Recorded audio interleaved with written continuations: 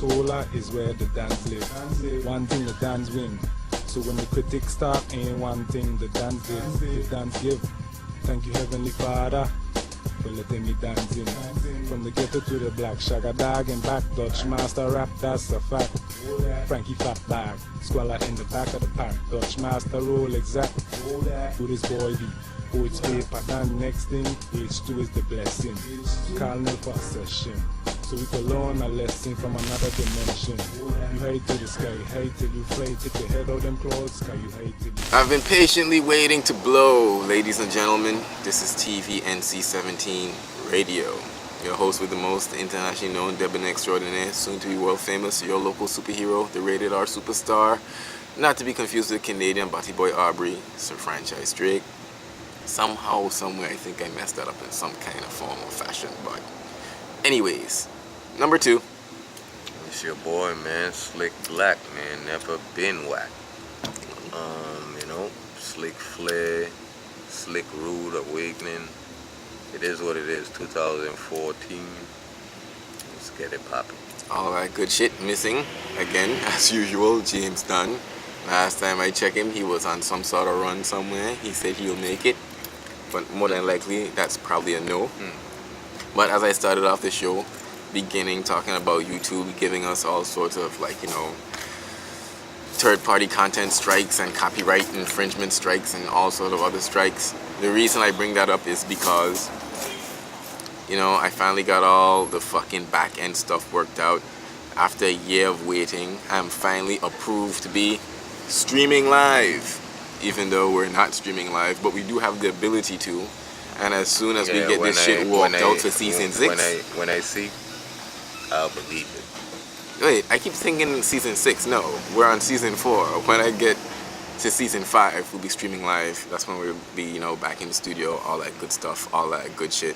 And so it'll be easy on my end. I wouldn't have to do no more of that funky editing and shit.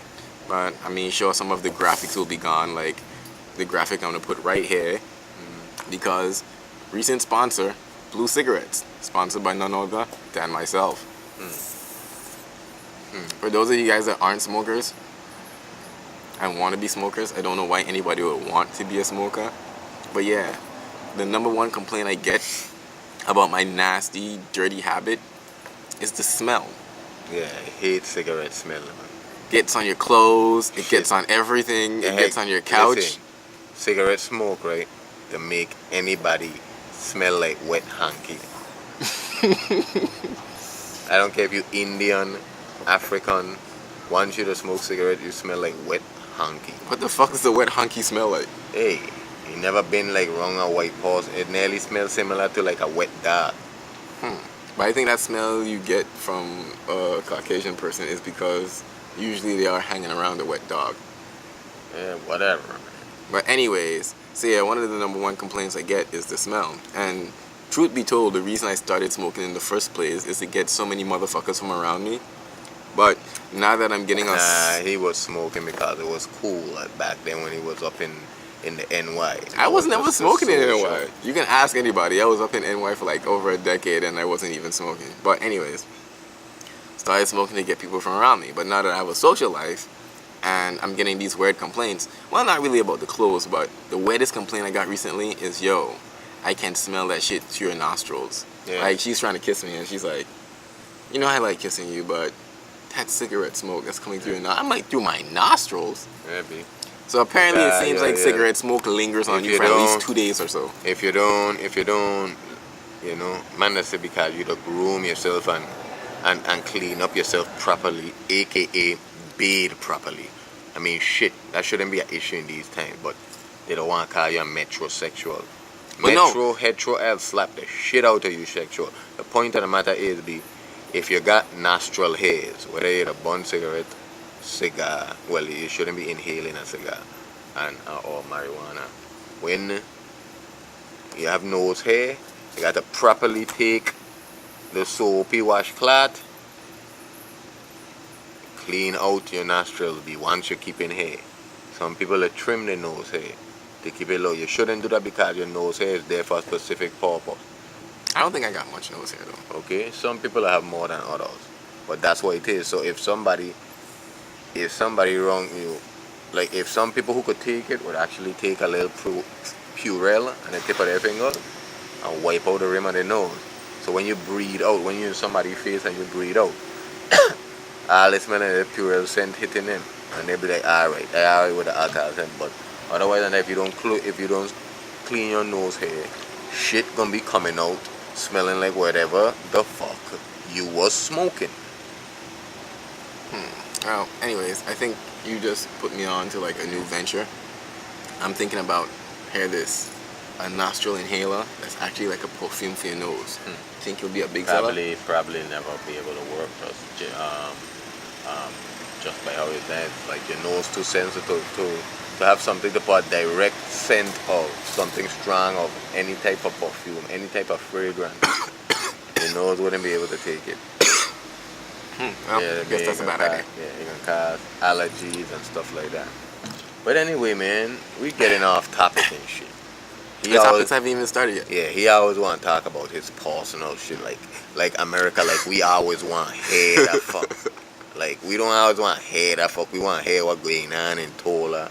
We want to hear what's going on in the Virgin Islands. We want to hear what's going on in international. Let's get this shit popping, man. Popping. Holla at me. Shoot. Well, basically what I really wanted to talk about before shit got too far off topic is the whole, Super Bowl is coming up. Oh, yes. We have the Seahawks going against the Broncos. Yes. And the whole Richard Sherman controversy. I mean, I've seen the footage. Actually, I watched the game. But I seen it and it's like, I don't know what the whole social media is on an uproar for. It's like, Muhammad Ali used to say worse shit than, Exactly. But the thing about it is, like I was telling you earlier, B, is like, everybody is more, the Midwest teams like the Seattle and stuff like that ain't big popular teams with America. Most of America who casually watches football can identify with the 49ers. So most everybody were 49ers fans and wanted to beat the Seattle Seahawks, especially for Sherman because he been talking shit for 2 years, 2 years now he in the league. He been talking shit, but he been backing it up. So the thing about it is, what happened with the Crabtree incident is, the summer before the season started, they met at Larry Fitzgerald, another wide receiver. They met at his charity event. So Sherman wanted to we ain't playing football, daps you up. What you saying, my boy?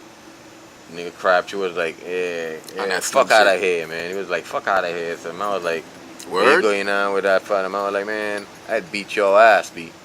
And I was like, yeah, it's like that. So man was like, alright, I can take it out on you on the field. Yep. Yeah, I ain't gonna hit you here. I gonna embarrass you on TV whenever we play. And what happened is, they played twice this year, and it was 1-1. They played twice, because they're in the same division, so they played twice and won. And the one game that Seattle lost, it was because basically the guy passed on them, but still, Crabtree was kind of shut down from the same dude. So now that they actually meet in a championship game like everybody thought, he did the same thing. Held this nigga to 5 catches for 40 yards. Nah, B, that's something like the second or third string I'll do and actually get a pat on the back. He's Michael Crabtree, B. You've been averaging 100 and change easy. You get held to 40 yards and only 5 catches? Yeah, that's kind of bad. Shut down, B. Got shut down. That's kind of bad.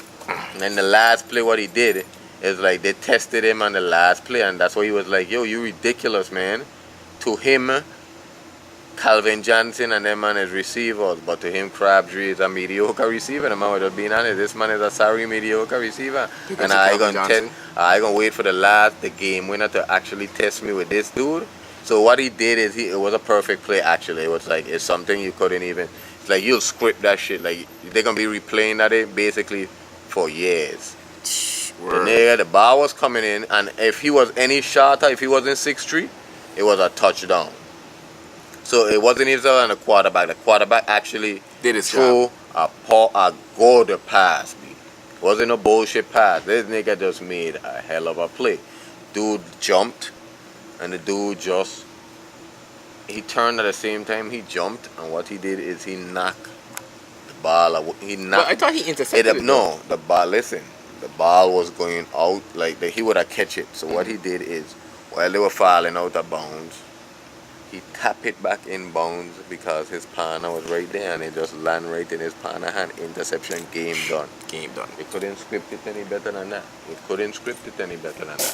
So he backed up his talk. So, hey, right after the game, you go into the Super Bowl Yep. for the second time in franchise history, and for his first time, and then it's only his second year in the league, and he's a big part of it. So of course he hyped.